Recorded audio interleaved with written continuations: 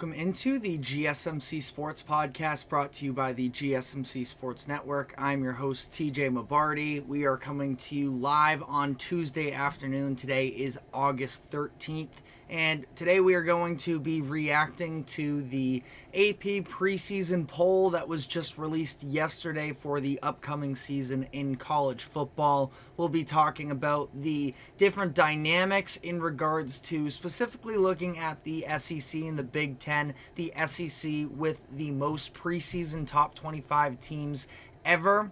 So we'll be talking about that, as well as some of the teams that I think were possibly over or underranked here in the preseason poll, for whatever it's worth, of course. And then we are going to be diving into some NFL news. Vikings rookie quarterback JJ McCarthy is expected to be undergoing knee surgery in the coming days. Timetable is uncertain right now. We will come to you with the latest updates that we currently have. We will then be looking ahead to the upcoming season for the Detroit Lions and talking about whether or not they have a chance to make their way back to the NFC Championship game, or if last season was really just a series of events that played out in their favor. Then we will be looking into just sort of last thoughts on this past weekend's preseason games from the NFL, and talking about whether or not there are some red flags that were possibly on display. And then we will be wrapping up the show by just doing a fun little segment of building the perfect 2028 men's Olympic basketball team following their gold medal this year. So a whole lot to dive into, but before we get into everything, just a reminder to like, follow, subscribe wherever you keep up with us. If you have a question during the show, we want to hear about it. Your input is a big part of what makes this show great, and we thrive off of the different insights that we can get from our viewers as well. So whether it's a quick comment or a question, be sure to use the comment section to give us your thoughts on all of the latest happenings in sports. And if you would consider helping support the show, you can use the new super chat button for our viewers on YouTube to help leave a donation. Your comment will also pop up on screen for everyone to see. Help get your comment to stand out amongst the others as well. We rely on your support to keep bringing you the sports content here at the GSMC Sports Network, so anything would be greatly appreciated there. Or if you would prefer, you can also go to the website that is streaming across the bottom ticker, that is gsmcsports.net, to leave a tip or donation there. Anything would be greatly appreciated.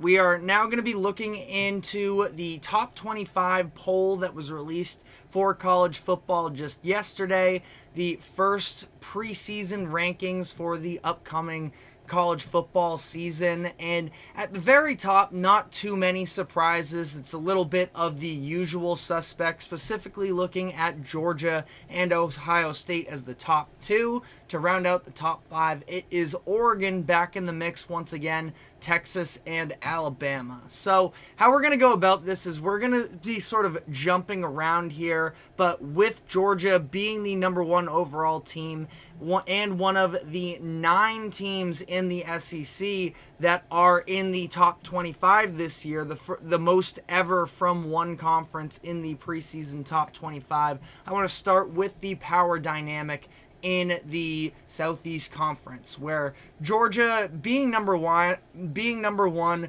really is no surprise. This is a team that was, on the brink of making the playoffs last year, obviously losing the SEC championship game to Alabama, especially with how contested it was around that playoff race last year. They ended up getting knocked out, but you can very easily make an argument that they were a top 4 team in college football last year, and they're returning a lot of very impactful players, including Carson Beck at quarterback, who should definitely be one of the top quarterbacks in the NFL. I'm not sure, obviously talking college football versus NFL, but Carson Beck, I think if he turns out a good season here, he's kind of done everything that's been asked of him and has flown under the radar throughout the course of it. Georgia obviously had a much easier schedule last year, so there wasn't quite as much asked of him, but with a stronger SEC,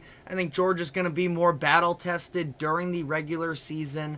I think that because they're going to have these tests, as long as they can come out with 2 or less losses, they should, in a 12 playoff team format, definitely be in the dance by the end of the year. But outside of Georgia, including Georgia, I should say, 4 out of the top 6 teams in the preseason polls are out of the SEC. Like I mentioned, Texas at number 4, Alabama at number 5, and Ole Miss at number 6. And I think that ultimately there are a number of these teams where, you can make different arguments. I do think that Texas is going to be a very good team. I know some people are worried about whether or not the transition to the SEC is going to be too much for them, but I think that this is still a very talented Texas team. Quinn Ewers has not fully lived up to expectations, but at this point he's going to be one of the more experienced quarterbacks in college football, and I think that he has the arm talent to get the job done there. Sarkinson is an incredible coach, so I'm not saying, I think it's going to be maybe a little bit of a bumpy start for them in SEC play, but they are absolutely going to be in the mix of things. Alabama, I personally am not too concerned with them either. I think that Kalen DeBoer is a very good head coach, and obviously losing Saban is a massive loss, but I think DeBoer is also probably as good of a replacement as you could have gotten for Saban on such short notice. So I like that. The questions with Alabama, though, do come a lot with Jalen Milroe. Is he going to be able to fully develop? We know the athletic skills from him and the fact that we have seen him be able to use his legs. He has a strong arm. Do they have the deep downfield receiving threats that Alabama has had for the past decade or so? It feels a little bit more limited there. And then Ole Miss is another team that I think could definitely, end up being a team on the outside looking in when it comes to the playoffs, coming in at 6. I understand Jackson Dart is an incredible player, and they do have a little bit of a nice offense headed into next year. Trey Harris rounds out a pretty nice quarterback wide receiver duo, but losing Quinshon Judkins I do think is a huge loss for them, and it's going to come down to a little bit for Ole Miss whether or not they can hang in with the physicality in this upcoming season, and I think they're definitely going to be in the mix, but I was a little bit surprised to see them at number 6. 2 of the more controversial rankings, at least because I think that they're kind of a little bit controversial programs just for the sake of whether or not they've lived up to expectations in recent years, is Notre Dame and Penn State coming in at number 7 and 8. Notre Dame is a team that I never really have all that much faith in, and I understand it's probably some sort of bias as well because of the fact that they're not in a conference. They always do seem to let down that I see that logo, and I just maybe unfairly associate it with coming up short. But Notre Dame also, it's going to be an interesting year for them because Riley Leonard should be a pretty good quarterback to run the system for them. I really liked him at Duke, especially in 2022, but last year hindered with injuries to the point where we never fully got to see him flourish after, I believe it was last year that he led the upset over Clemson, which is great, but again, not totally sure what you're going to get from a health perspective there. A lot of losses on the offensive line, both of their starting tackles to the NFL draft, and then their projected starting left tackle, Charles Jagusa, I think is how you pronounce it, Jagusa. He was supposed to be their starting left tackle, and he is out for the season with a torn pec injury. So definitely a lot of knocks on their offense, losing their running back Audric Estime as well to the NFL. It's going to be a very different looking offense, and one that I think is going to have a lot of pressure surrounding it. Now, Notre Dame, the way that their schedule plays out, actually scheduled a pretty easy one, especially in comparison to what we sort of view Notre Dame's schedules as they are typically like. I mean, not as of right now, obviously preseason top 25 again, not all that substantial, but just 3 ranked teams in at Texas A&M to start off the season. I mean, that should be a very fun game there. But outside of that, it's Florida State in early November and then at USC at the end of November. Outside of that, though, really not even too many middling teams that you feel all that great about. So Notre Dame, I'm definitely curious in terms of whether and what their chances look like if they were to be a 2-loss team this year. I think that they're a little high, but again, I feel like inherently I am a little biased against Notre Dame. So if you think I'm wrong on that, definitely let me know why in the comments section. But Penn State, the other one inside of the top 10, above Michigan as well for whatever it's worth, and that never feels great, especially off of the past few years where it seems like Penn State is better than the vast majority of the teams in the country. They handle their business about just about everyone outside of Ohio State and Michigan. So that's why Penn State definitely has somewhat of a little brother vibe to it, especially in that Big Ten. Big Ten only getting better, especially with the addition of Oregon. So it is going to be pretty interesting to see whether or not Penn State can sort of overcome the little brother accusations to some degree. And I think that ultimately, 8 is probably a fair landing spot for them. Now, having them right above Michigan is definitely where things get a little bit dicey.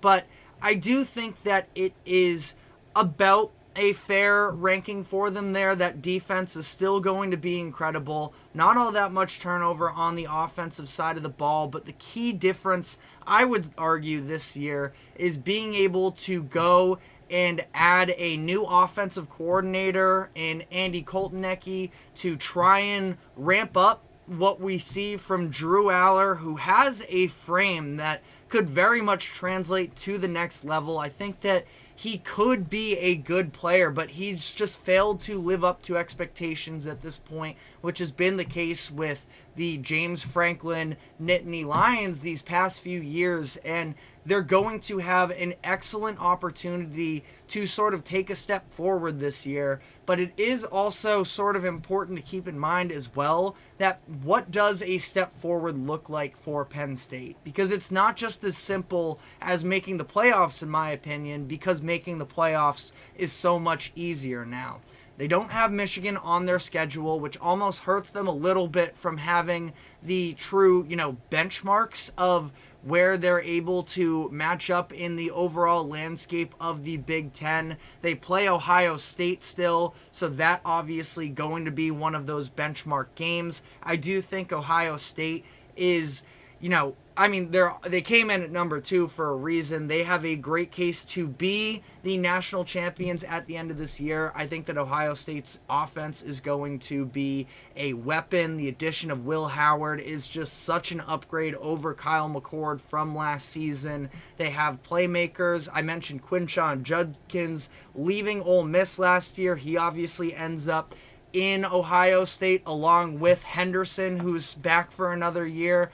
Emeka Egbuka, one of the best wide receivers in the country. So that offense is going to be lethal. You always have they have an edge rusher as well. They have playmakers on the defensive side of the ball as well, able to get Caleb Downs from Alabama and the transfer portal themselves as well. So that's obviously going to be one of the games tying it back to Penn State.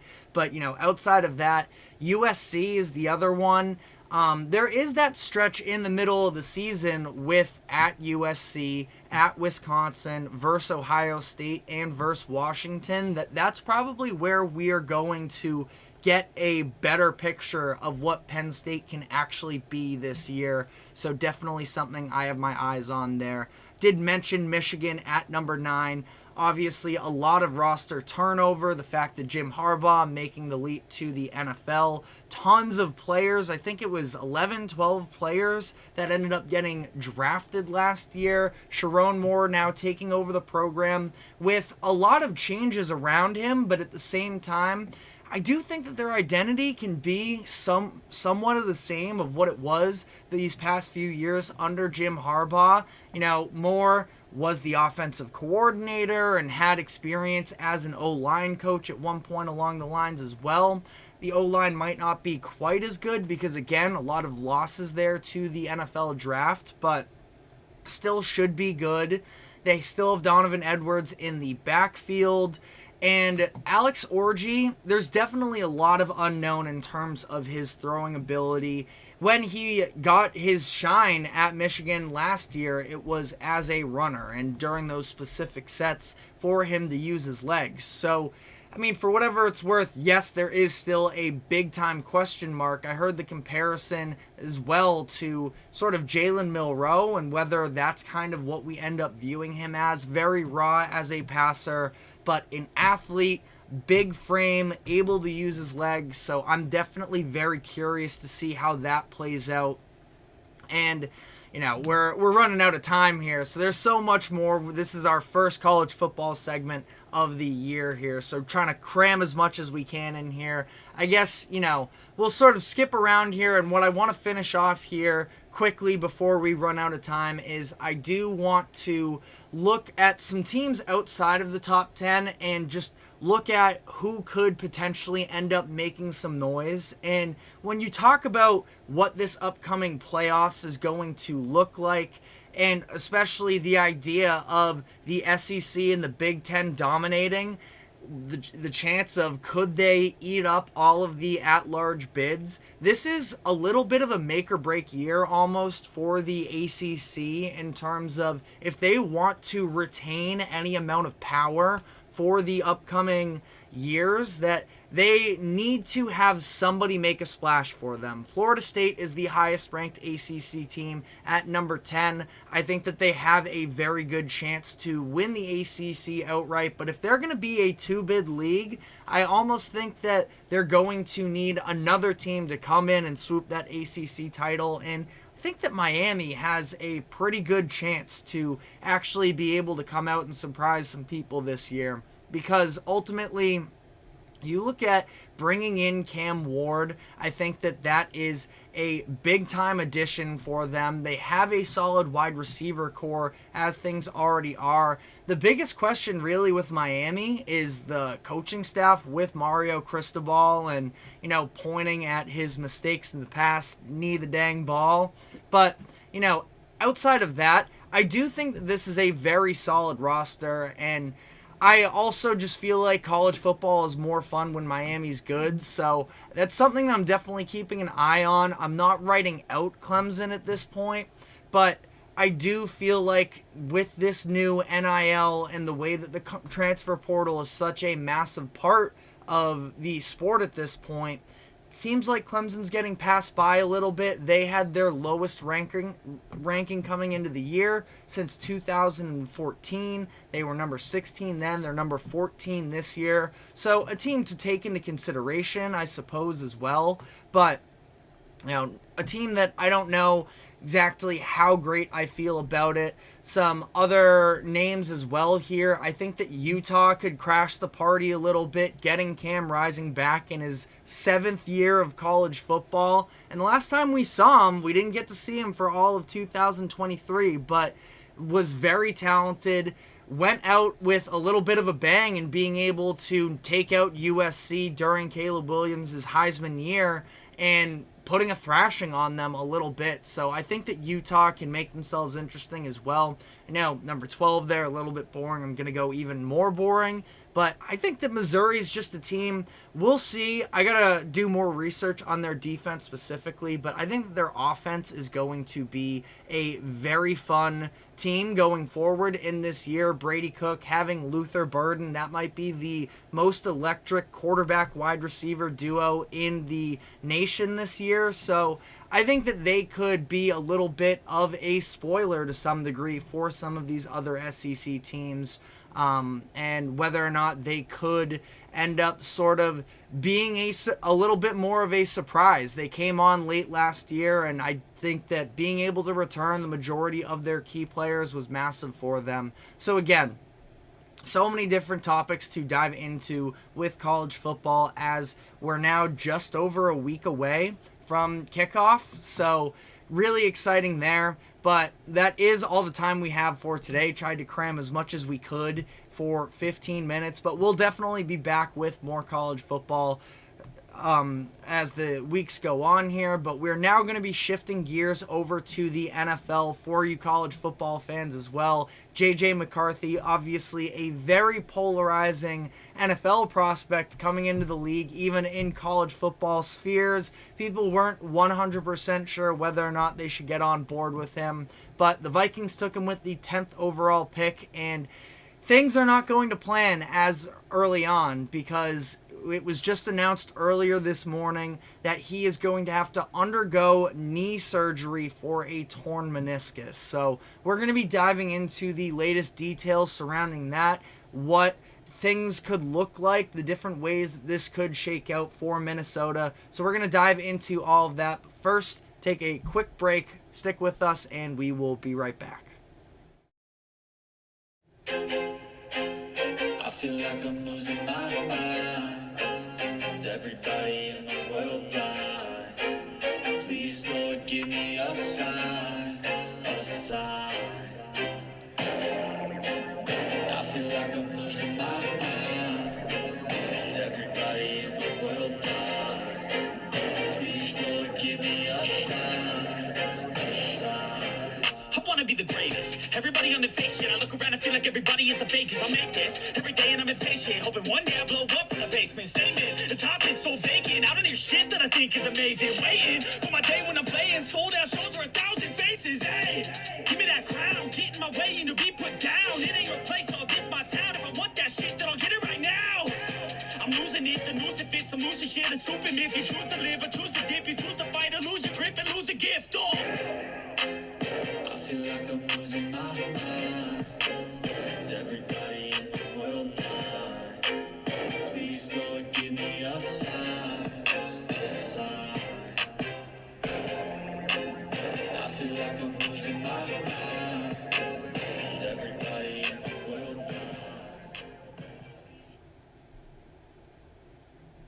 Welcome back into the GSMC Sports Podcast, and we are coming to you with some breaking news that Minnesota Vikings rookie quarterback JJ McCarthy is expected to be out indefinitely after he made his debut for the Vikings, albeit preseason, over the weekend. And overall, it was sort of a mixed performance. Shaky start there with the interception, but was able to bounce back from that pretty well. Vikings offense, again, just a preseason sample size here, so you can't overreact, but Vikings were moving the ball very well. He ends up throwing for a couple of touchdowns, and Vikings fans were feeling good about themselves. But this morning we got the news that he was dealing with some discomfort over the course of the weekend after their game on Saturday, and he reported to team doctors on Monday that he was having this discomfort. They did an MRI last night, and it came out this morning that he has a torn meniscus. Now, it sounds like it is a little bit lower grade, but still, a torn meniscus is obviously a big deal. So the Vikings are going to have to figure out how to move forward with this. According to ESPN's Adam Schefter, there are a couple different ways that this could play out, considering the fact that it does appear to be a little bit lower grade and less serious.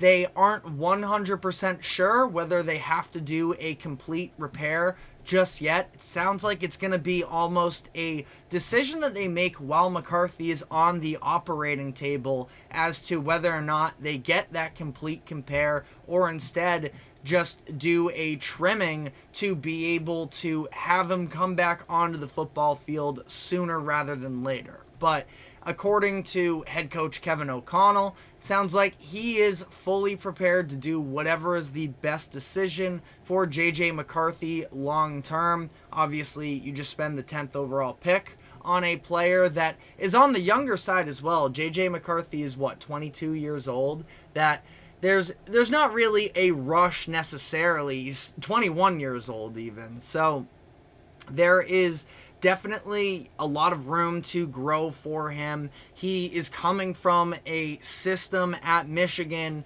where it's not like he was, carrying a lot of the offensive workload for the Wolverines. Now, he made all the plays. We know that the raw talent is there. I am a believer that there is the raw talent, but whether or not he can put it all together is definitely the conversation with JJ at this point. And they just paid Sam Darnold in the offseason $10 million to be on this one-year deal for them. And I'm sure Sam Darnold does not raise your ceiling whatsoever, and it's a pretty uninspiring acquisition, but he can at least give you solid play, better at least than what, I don't want to bash Jaron Hall necessarily, but because he was dealing with injuries on top of everything as well, and Joshua Dobbs. The Vikings quarterback situation once Kirk Cousins went down last year was really a mess. And Sam Darnold, even if he doesn't necessarily have that super high ceiling at this point in his career,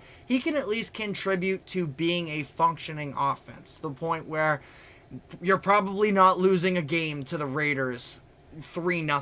I think that it's still going to be steps in the right direction for the Vikings. And yeah, shots below the belt in the comment section just said the Vikings need to pick up a quarterback. I mean, at this point, especially the way that this works out is if JJ McCarthy gets the complete repair on that meniscus, chances are he's probably out for the year. Maybe they can rush him back if they do go with the trimming. So timetable, again, it's out indefinitely. We'll have a lot more details surrounding that within the next 48 hours. If JJ is going to be out for the entire year, they do probably need to pick up another quarterback. And someone I was just thinking about the other day, I understand best years are behind, but Ryan Tannehill is still a free agent, if I'm not mistaken. And that's somebody that, I know it's not, again, super inspiring either necessarily, but he can be a solid quarterback as well. Probably, Sam Darnold is just younger, so you feel like, I don't know, maybe you can talk yourself into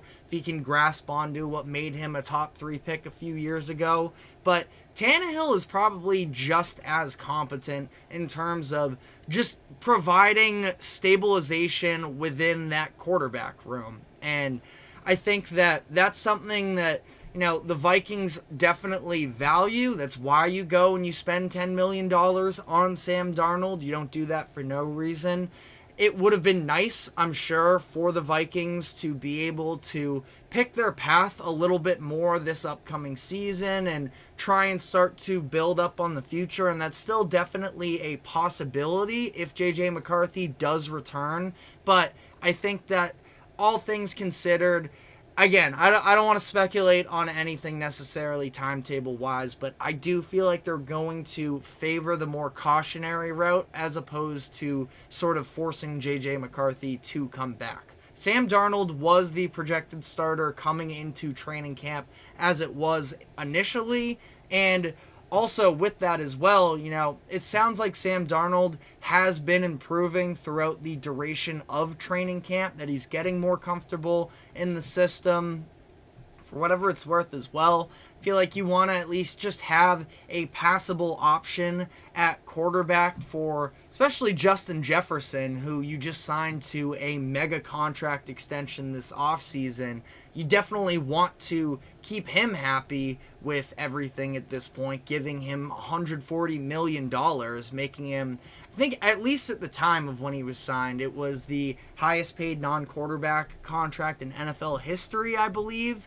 And again, things could have changed that because that gets topped on a very regular basis. But I do think that definitely going to want to be able to at least put out a solid, passable offense moving forward here in Minnesota. And I think that the NFC North is going to be sneaky, very competitive. Obviously, you have the Lions, who just made the NFC Championship game last year. The Packers were sort of a revelation down the second half of the season.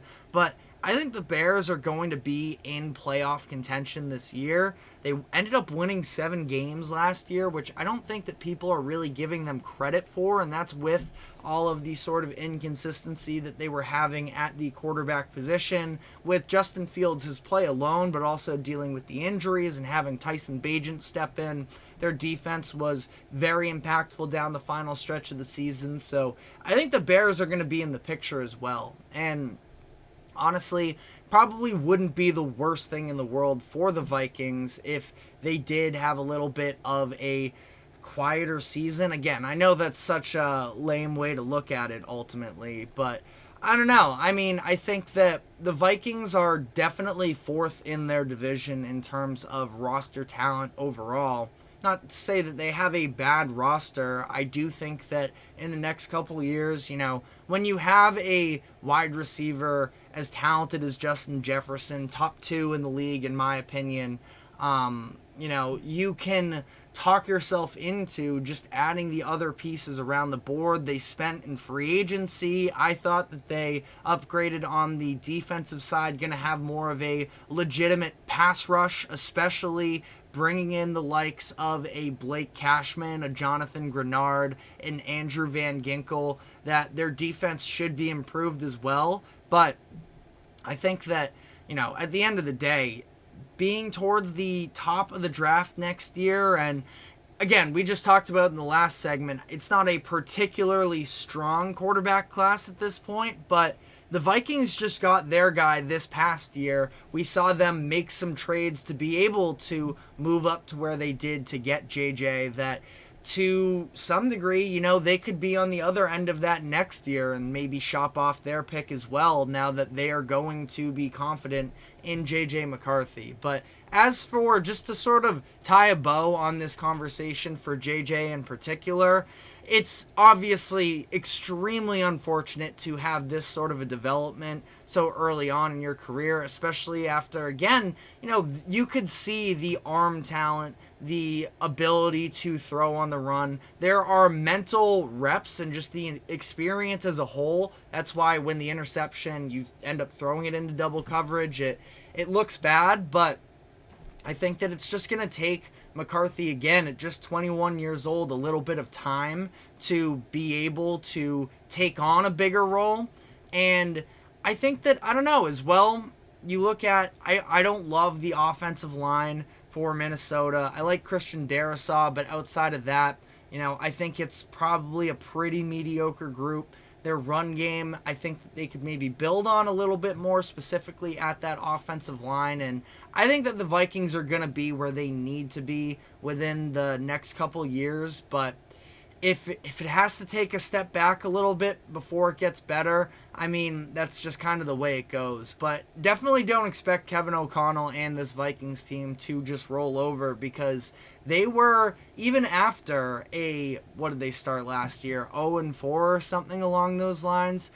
And with the Kirk Cousins injuries on top of that, it was 0-3 last year. And, on top of that, they were able, and with the Kirk Cousins injury as well, they were able to hang around in the postseason contention conversation for a good half of the year anyways. So it's a team that, again, I don't have sky high expectations for this year, even if JJ McCarthy was healthy, but it's a team that isn't also just going to entirely fade away. As Shots Below the Belt says, did the Vikings really have a chance in the division anyways? Vikings pressing the panic button?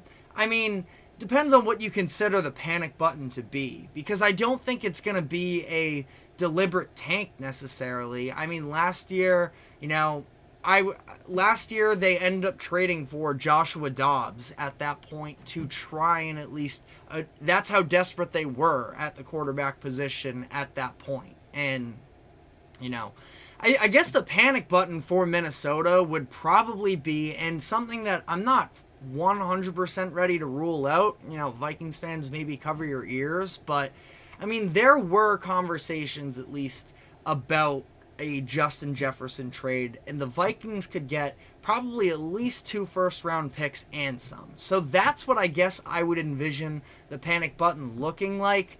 I can't imagine they would press that button and sell off their number 1 wide receiver before giving JJ McCarthy even a chance to, get some real experience in the NFL. I think that eventually, we'll see what happens. Took Jordan Addison in the first round last year, and Addison showed off some potential. So maybe he ends up being the long-term answer and the long-term number 1, and they do end up cashing out on Justin Jefferson and maybe a couple years from now, but I don't see them making all that drastic of a move just yet at this point in the process. They're going to try and just cater their offense as much as possible to JJ McCarthy to make sure that pick ends up panning out for them. But obviously a pretty detrimental start to the way that this all played out. But again, we will keep you updated on that when we learn more about the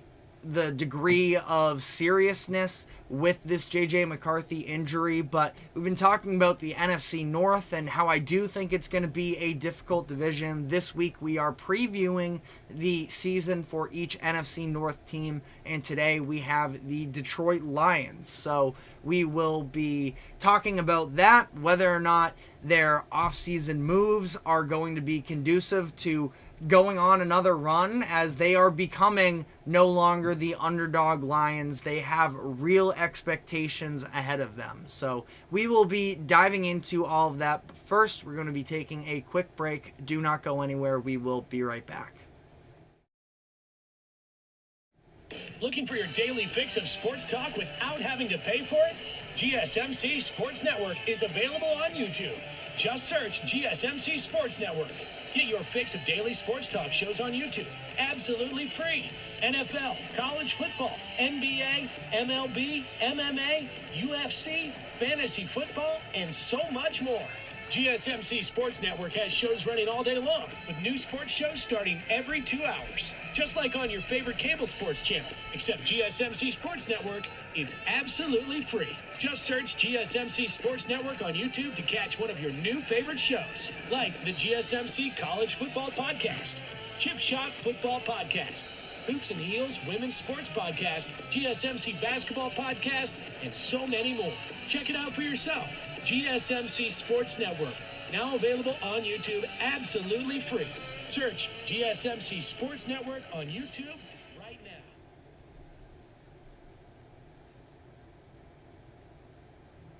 Welcome back into the GSMC Sports Podcast, as we are now continuing on with our previews for the NFC North. And today we have the Detroit Lions, where the Lions were such a surprise. It wasn't fully a surprise. I mean, under Dan Campbell, they started to turn themselves around at the end of the 2022 season, and we could see the vision to some degree, but playing some meaningless, back half of the season games, knocking the Packers out of the playoffs when they were already out, seemed like a fun story, but we didn't know whether or not it was actually going to pan out until 2023. And then we got that first game last year against the opening game, where it was them versus the defending champion Kansas City Chiefs, and they were able to win that game. And it ended up being,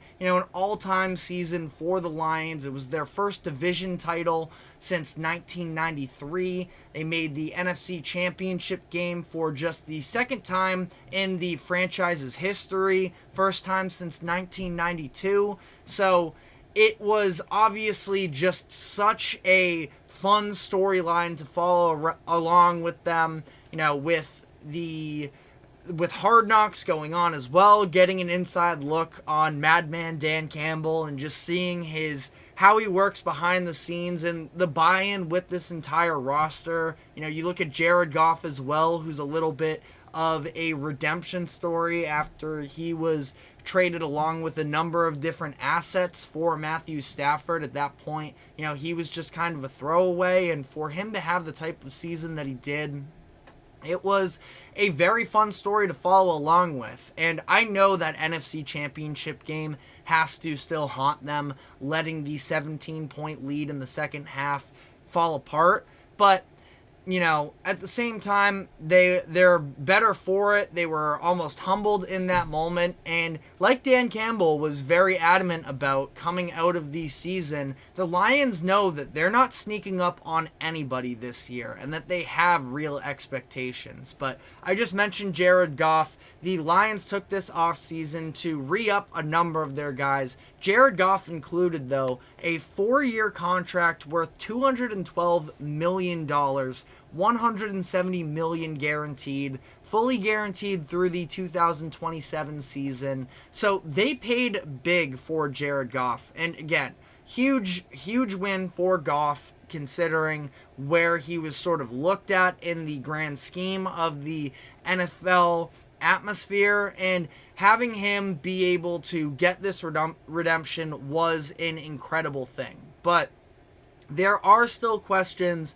Was it the right decision to give him all this money? And I would be very curious to hear what our viewers think in the comment section on this. Me personally, I think that I fully understand the decision. From a morale standpoint, the Lions feel like they're knocking on the doors. They didn't want to go into next season with any sort of drama that you see, across the NFC, with the Cowboys having all of their big-time franchise cornerstones, them all being contract eligible, and Jerry Jones being pretty vocal about why they aren't going about those things.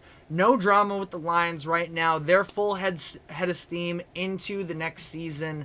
So I can understand that.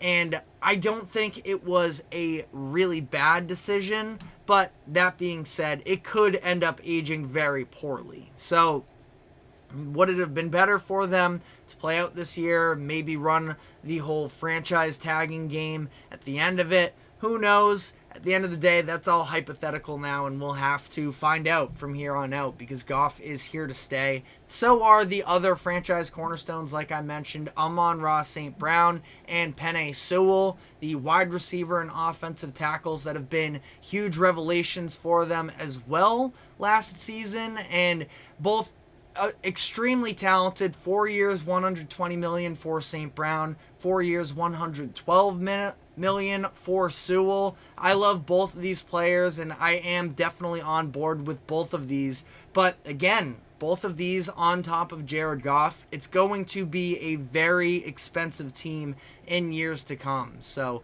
they are definitely going to have to be hitting on draft picks, which is something that they've done an excellent job over the past couple years, even despite some criticism from the media about how, especially last year, the Gibbs pick and the Jack Campbell pick, that they weren't, graded all that highly by a lot of experts. But Gibbs was definitely a key contributor for that team. Jack Campbell, still waiting to see him fully develop. Definitely not going to mark that off as a home run right now, but almost good enough. And along with Brian Branch becoming a huge revelation for them in the secondary as well, I think that you have to give the Lions their credit. And Brad Holmes, I believe, is their general manager. He's keeping receipts. So this is a team that definitely, at least from a fun perspective, I'm definitely not trying to bet against right now. And also an offense that I'm not trying to bet against, because they were across the board one of the best offenses in the league last season, and it was huge for them to be able to retain Ben Johnson as their offensive coordinator. This is somebody that for the past couple years, but especially last season, was getting a ton of buzz for becoming a head coach somewhere. It sounded like even when the Lions were in the NFC Championship game that Ben Johnson was very heavily linked to the Washington Commanders to be their next head coach, but he turned the job down and specifically said that he wants another run with this Lions team because he truly does believe in the infrastructure that they currently have. And I can't say I blame him. You look at, they have guys at pretty much every level that you could ask for, but it starts on the offensive line for them 100%, where I think they have the best unit in the NFL, at least the best 5 starting offensive linemen in the NFL. They end up losing Jonah Jackson, which is a bummer. He ends up signing a lucrative contract with the Rams, but we're at least able to get a veteran in Kevin Zeitler to have him sort of fill in the hole there, at least for this upcoming season. I thought that was a great sort of plug-and-play guy. They've used draft picks as well the past couple years to try and, plug those holes as well. Took Christian Mahogany, who I think was a pretty underrated offensive lineman last year at Boston College. So their offensive line is going to be very good once again. They still have the two-headed duo of David Montgomery and Jahmyr Gibbs in the backfield. Sione Vaki as well out of Utah. Sneaky, crazy athlete, played both sides of the field at Utah, both running back and safety. Can't imagine he's going to be on both sides, but, just a player that I really like. Laporta continuing to develop as well. Amon-Ra, Jameson Williams. This is a very talented offense that should be in a very good position to be at the top of the league once again next year. Defensively, definitely improved over the past couple seasons, but the pretty glaring issue with them over the past couple years has been the pass defense, where last year they were 27th in the NFL in pass defense, and they tried to address it over the course of this offseason. A lot of new faces, both older and younger. They bring in Carlton Davis, who has spent the past few years in Tampa Bay. A pretty nice addition there. They bring in Amik Robertson from Las Vegas, and they use the draft as well to address the cornerback position, going with Terrion Arnold in the first round and then Ines Rakestraw Jr. late in the second round. So tried to bolster their secondary there. Like I mentioned, Brian Branch, a very nice addition for them in the second round last year. Ifeatu Melifonwu was a developing player towards the end of last season that I could see having a bigger role in the secondary for them this year again. Their front seven is already pretty good. Alex Anzalone does not get talked about enough in terms of, up there with some of the best linebackers in the NFL. I think that Derek Barnes is a very good player as well. Jack Campbell, like we just talked about, if he could fully round out into what they were hoping for when they drafted him, that would be massive. And then the continued development of Aiden Hutchinson, bring in Marcus Davenport to go across from him, should have a pretty good pass rush sign. Aleem McNeil, another very underrated player. Like, I just look across this defense and there's a lot of names that I like. Now, again, the pass defense is where things are going to have to be different for them. And they're going to have to be, it's going to be a couple things. They're going to have to be tougher up front and in the secondary be more disciplined. So, some new faces in there, but should be overall a pretty good squad. Looking at their schedule for next year, it's pretty middle of the pack in terms of strength of schedule. Definitely looking forward to that week 1 matchup of the rematch of the divisional card game, or the wild card game, between the Rams and the Lions then. So we'll get another edition of Matt Stafford going into Detroit to seek his revenge. I think that overall it's pretty favorable. They definitely have their share of difficult out-of-division opponents. They're in Dallas week 6, in Houston week 10, and then in San Francisco week 17. That those are definitely games that the Lions are going to have circled. That week 17 game, especially considering the NFC Championship game. But I think that it is going to be overall a very fun upcoming Lions. Actually, now that I'm realizing it, are playing all three teams that they played in the playoffs to reach the NFC Championship game last year. So I think that ultimately, this is a good Lions team. It seems like these next couple years, especially before these new contract extensions kick in, that they're definitely, I'm not going to go window closing by any means, but time is sort of now for the Lions to strike. The NFC is still a little bit weaker at the top, and I think the Lions have an excellent window to take advantage of right now. And behind them, like I mentioned, the Packers, the Bears, and even the Vikings, once JJ McCarthy gets healthy, could definitely be a very competitive division for years to come. So Lions sort of have to take advantage now. I have them winning 12 games once again. Was hovering between the 11-12 mark, but ultimately settling on 12-5 for their regular season record.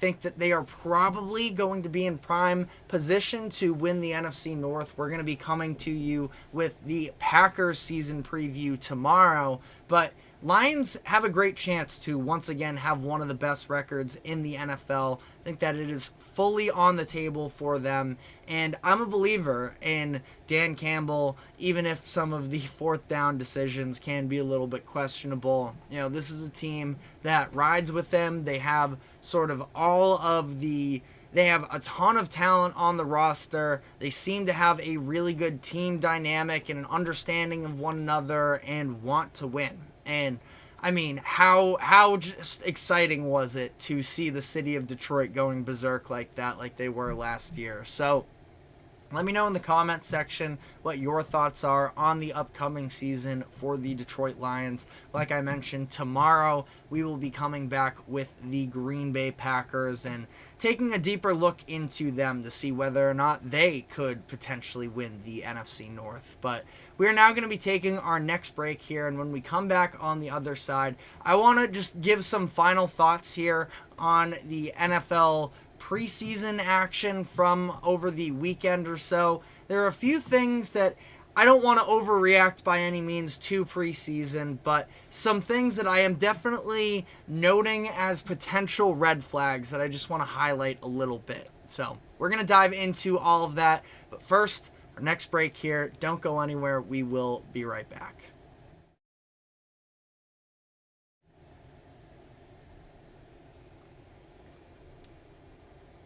For the best and latest podcasts available anywhere, go to the podcast app on your cell phone and type in GSMC to access free content-rich podcasts on health and wellness, book reviews, sports, entertainment, relationships, social media, movies, technology, finance, and even weird news. Subscribe and download the GSMC Podcast Network's family of shows, available everywhere podcasts are found.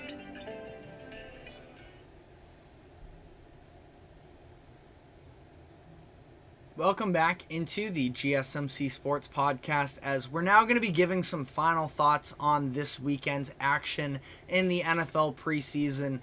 As always, every time I enjoy talking about the preseason because football is back and, trying to latch on to whatever you can. Ultimately, the obvious understandings, you can't take anything all too seriously. But there were definitely some things of note that I noticed over the weekend. So if these are your favorite teams, again, you don't need to panic by any means, but some things I definitely noticed. And the first of which was the play of Anthony Richardson, where I think that Richardson is somebody that has definitely become a fan favorite over the course of the past year or so. It started with the pre-draft process going into the 2023 draft, where Richardson was not super experienced at the college level, only, I think under 20 starts total throughout his college career while he was at Florida. And then last year, he came onto the scene, and when he played, he was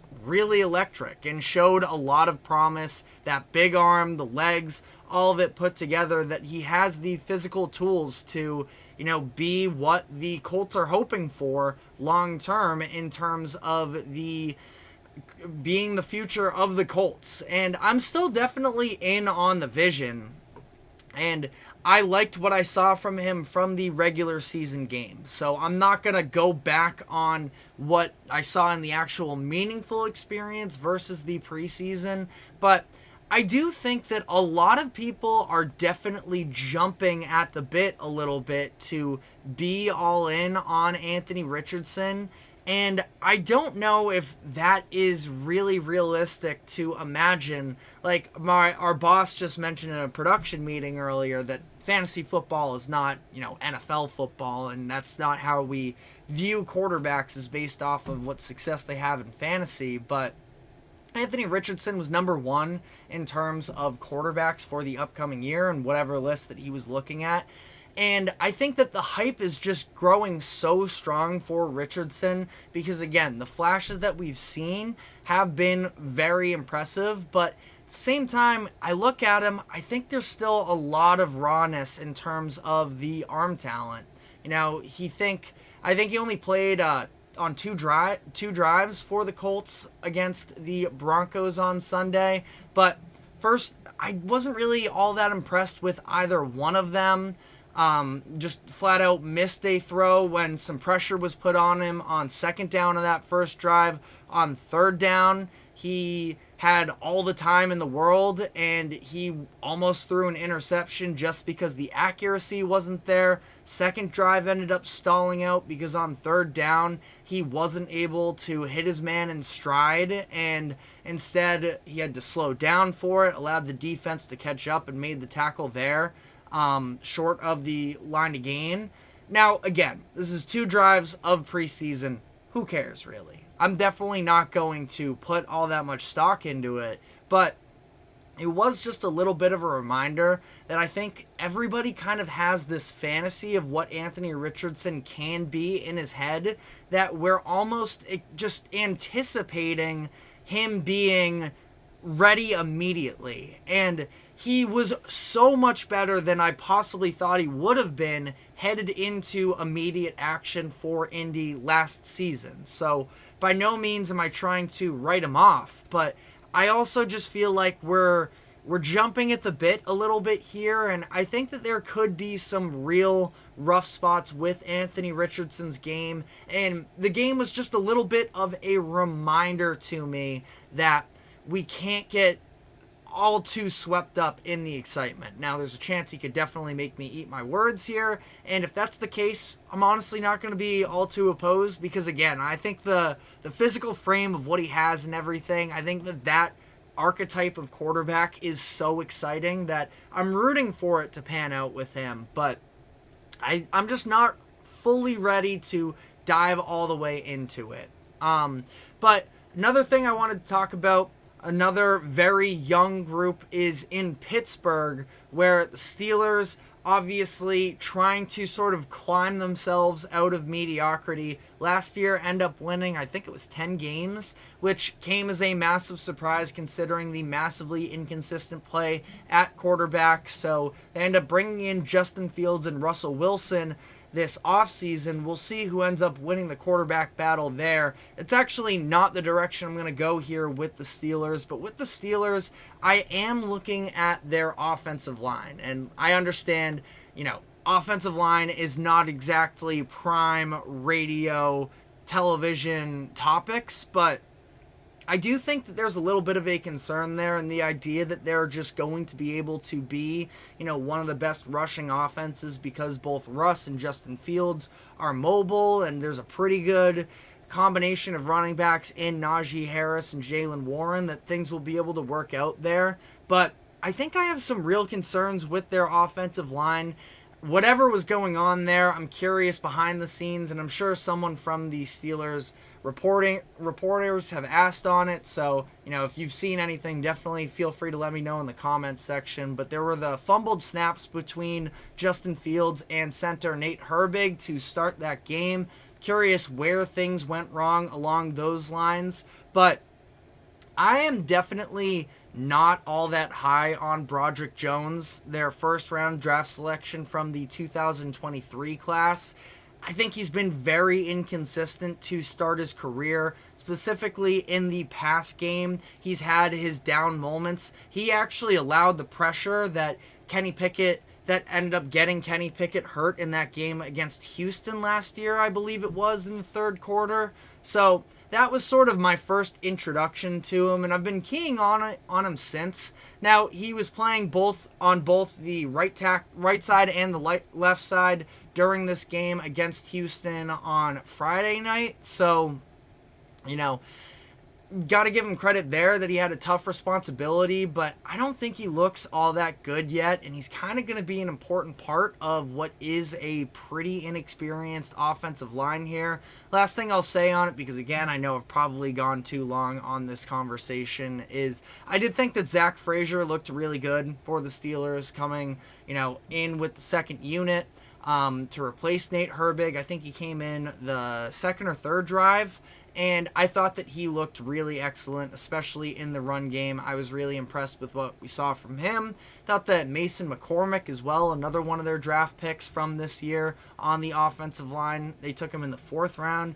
Thought that both of them looked pretty well. So maybe there's a future there. Again, Broderick Jones kind of concerns me a little bit. And I think that, whatever was going on there, I would probably prefer to see Zach Frazier in the starting lineup, but obviously the Pittsburgh coaches are going to be more on top of that.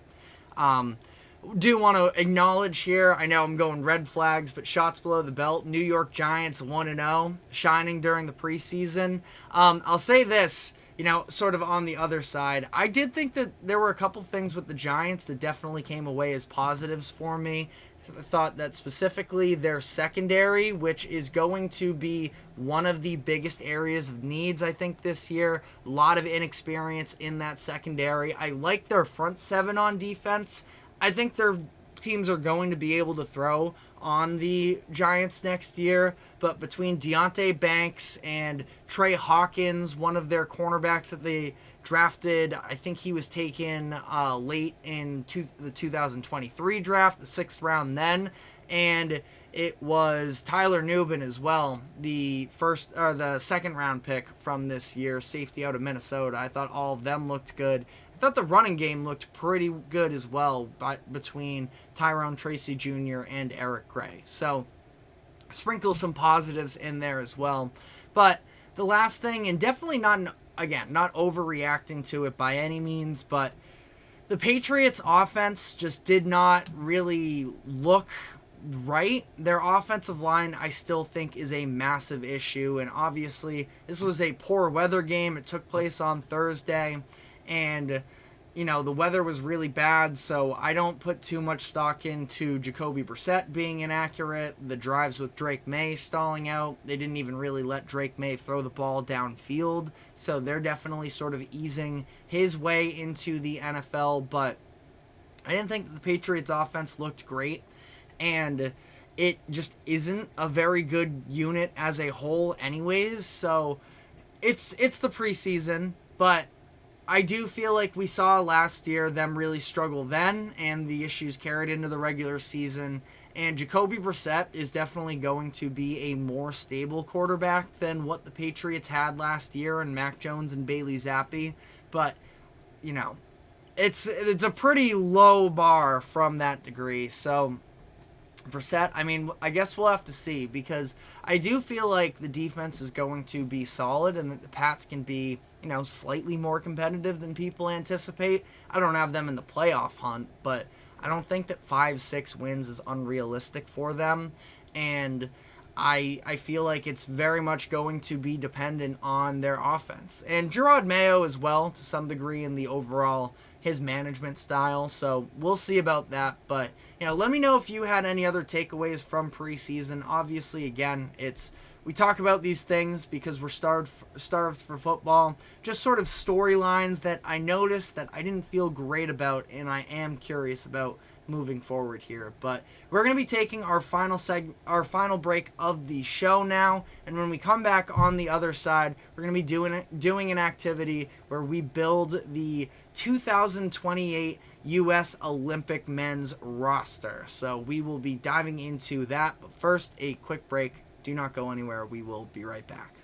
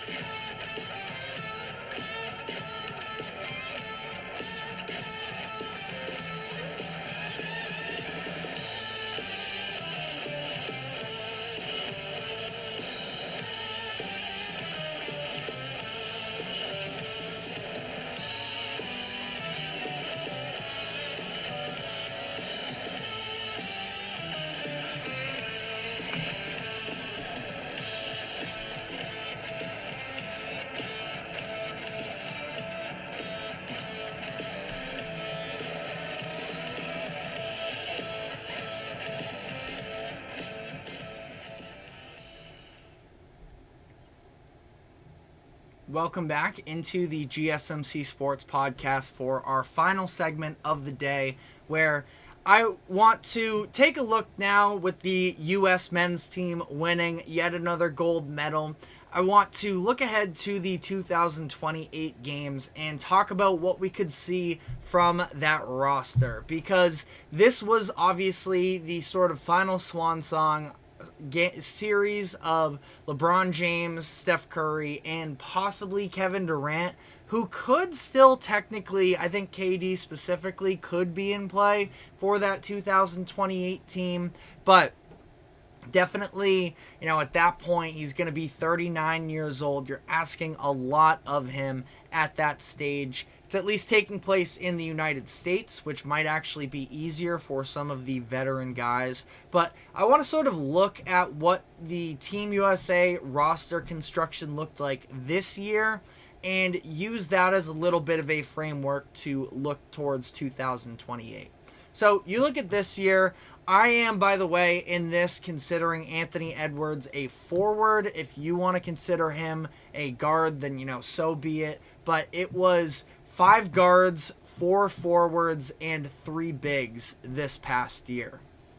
Now, we've talked before about the players that could return for 2028. I think that from the guard perspective, Devin Booker and Tyrese Halliburton should 100% be in play for the 2028 games. Now, Halliburton didn't get all that much run time in this year's games, and he was dealing with an injury as well. The whole second half of the injury, he was sort of bothered with injuries as well. So, wasn't fully healthy, but is somebody who, at this point, a few years from now, the U.S. is going to need ball handlers, and Tyrese Halliburton, my issue is more with him sometimes is the hesitancy to attack offensively for himself, but he is an unbelievable passer and playmaker, and I do think that he could definitely be sort of the lead point guard for Team USA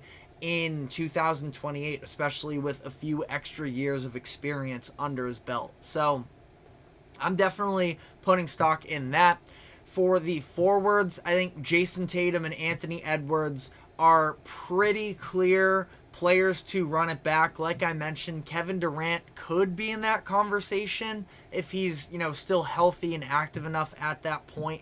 But I do think that, in a perfect world, yes, Kevin Durant would be on this roster. I'm going to exclude him because, frankly, I just don't expect that he's going to be at the level physically, somebody who's been dealing with a number of different injuries over these past few years, that I don't think he's going to be ready for the 28 games, but something I'm rooting for as well because, it would be fun to see him win 5 gold medals, but something I'm sort of ruling out there.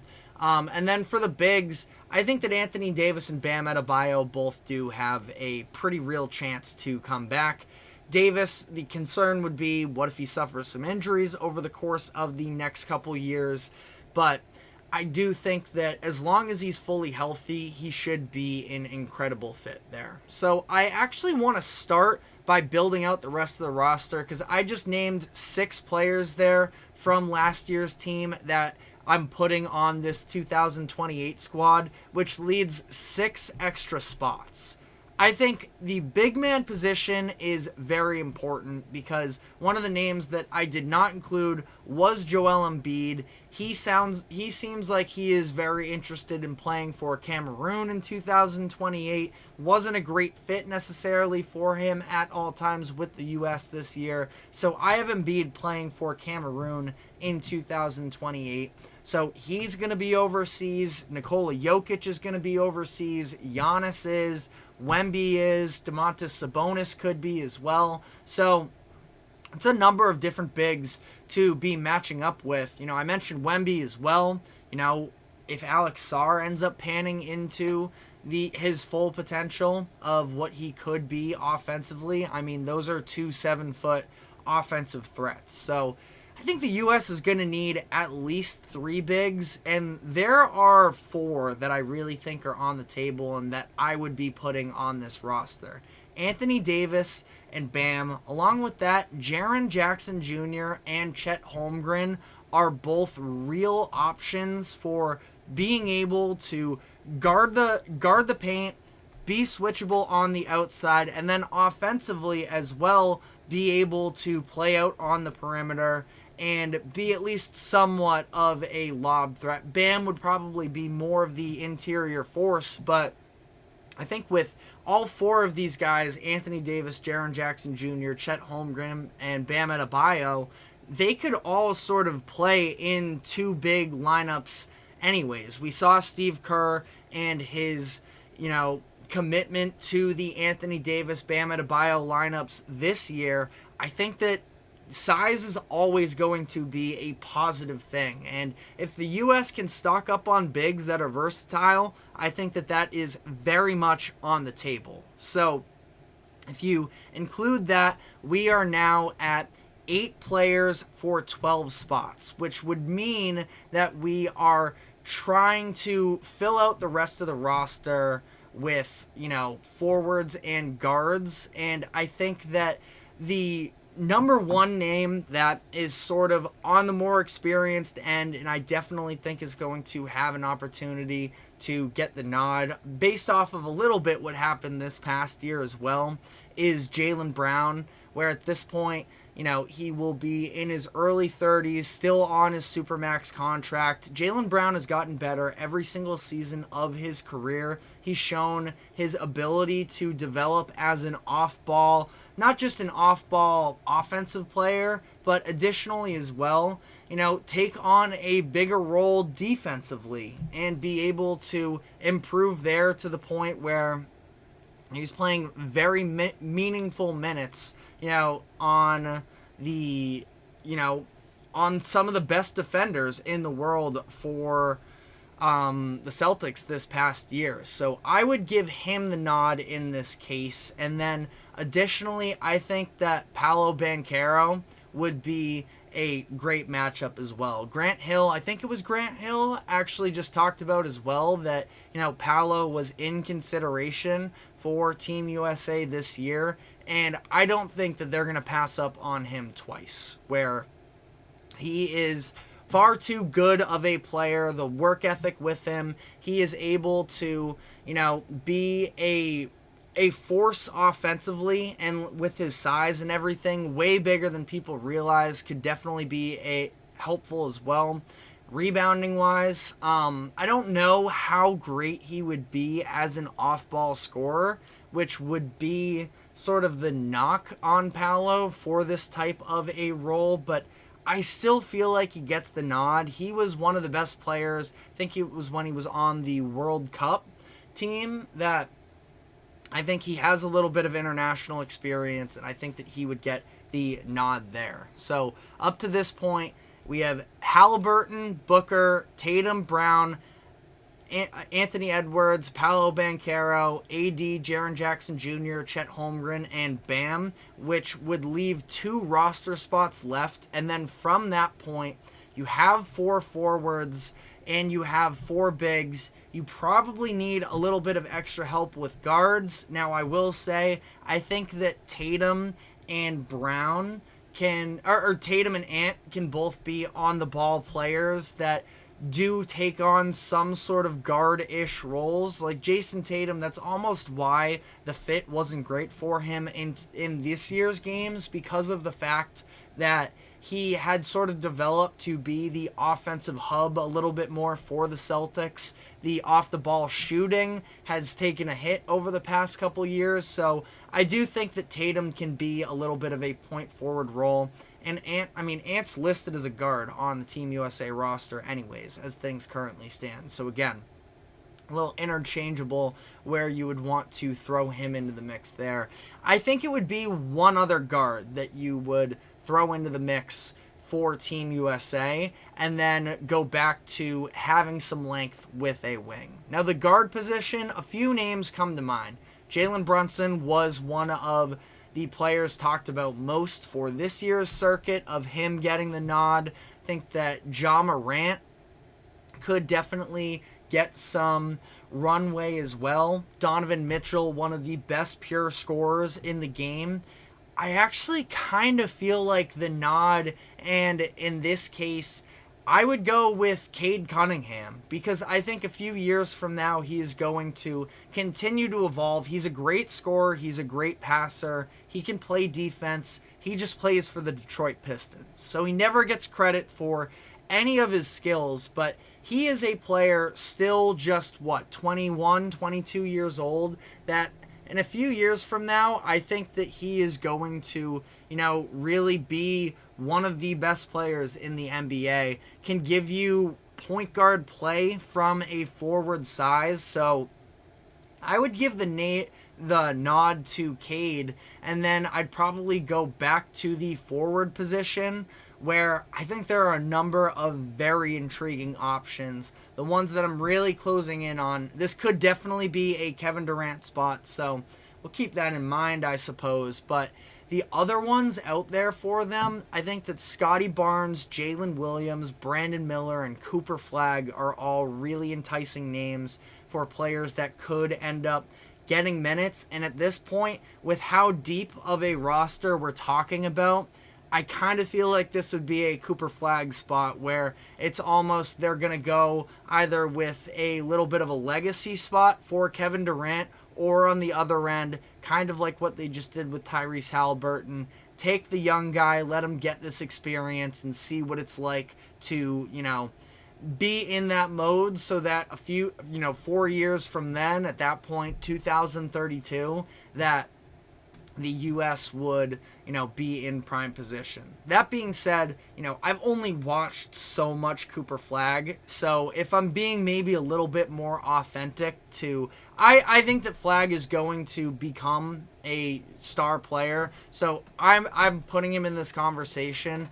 If I were going to exclude that, recuse myself of, going with a player that I haven't even seen get any college action, let alone NBA, I'd probably lean in the direction of Jalen Williams, just somebody who can bring you energy on both sides of the floor, be a very nice scorer, and be somebody that maybe saying that he's not afraid isn't exactly great timing, because I don't think it was that he was afraid, but I think the moment looked a little big for him maybe when things tightened up in the conference semifinals versus Dallas. But I still feel like he has a very bright future. He's going to continue to improve. And, some Thunder fans want to throw him into top 25 conversations already. I don't know if I'm willing to go there just yet, but I do think that the future is very bright for him. So, final roster here.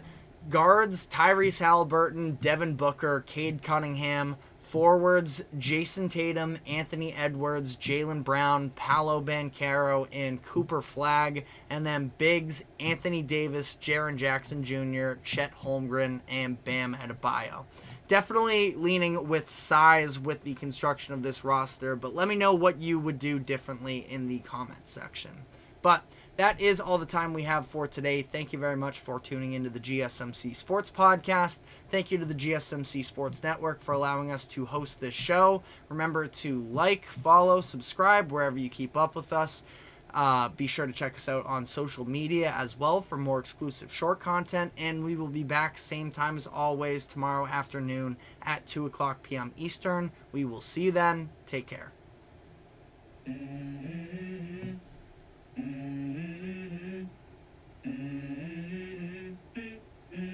Let's go. I wake up to a little bit of drool on my pillow, feel like it's gonna be a bad day. Yeah, I'm tired of shit, and the coffee ain't hit yet, damn it.